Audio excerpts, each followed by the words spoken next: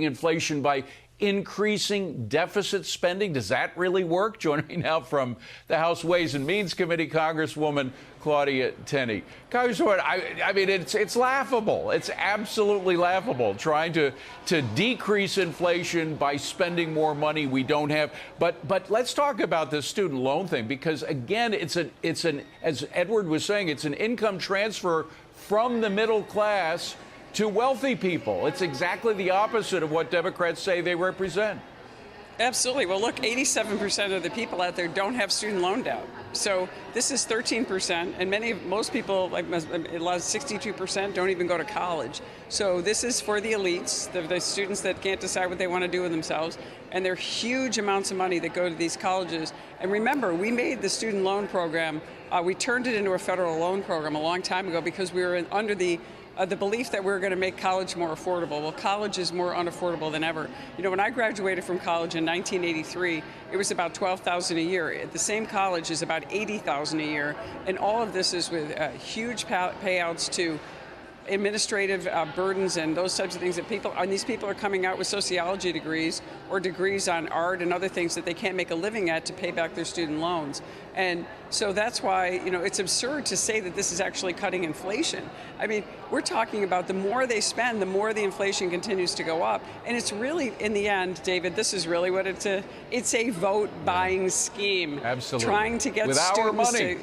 With our money, again, it's just like spending the oil reserves. I mean, they're using billions and billions and billions of our dollars, the Biden administration, in order to get reelected. But there's also the illegality of the whole thing. The Supreme Court made their decision.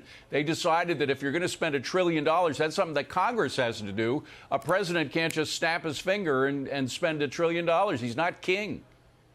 Right. Well, of course, the Article 1 provision, the power of the purse resides in the House of Representatives and in the Congress. The president cannot, unilaterally do an executive order and take that power away from Congress. So it's unconstitutional. It's always going to be unconstitutional. No matter how much they appeal that, it's not going to change. And kudos to Kansas and Missouri and Andrew Bailey for doing this. It's really important that we stand up for our constitutional principles and the separation of powers that we have. Article 1 being the administrative branch.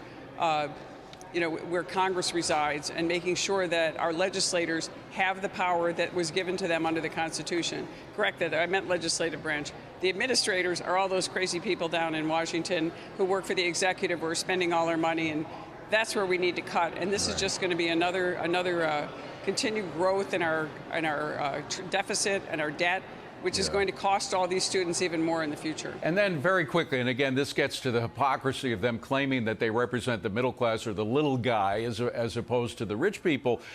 We have the tax issue, and we know that Biden wants to raise taxes. He says it's just going to be on the millionaires, nobody below $400,000. Well, there are a lot of people who make a lot less than $400,000 who have a 401k that they're hoping to use for their retirement.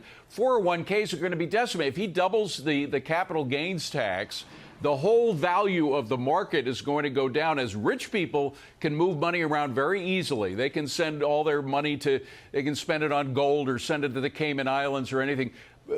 Middle class folks and poor folks are not going to be able to get rid of all that they have in their 401k that quickly. They'll get decimated by this quickly. Well, exactly what happens in New York State. You raise taxes on everyone, and the middle class suffers the most. And that's exactly what we're trying to counter. That's what President Biden is cooking up. The Tax Cuts and Jobs Act under President Trump was the greatest middle class tax cut. It did more to help my middle class region, upstate New York, middle income taxpayers. And remember something, most small businesses, family owned businesses, are pass-throughs. So That's raising right. the capital gains is only going to hurt them. Bingo, bingo. Congresswoman Claudia Tenney, always a pleasure to see you. Semper Fi. Great to see you and your son. Thank you both for being here. Thank you. I appreciate it. Thank you both.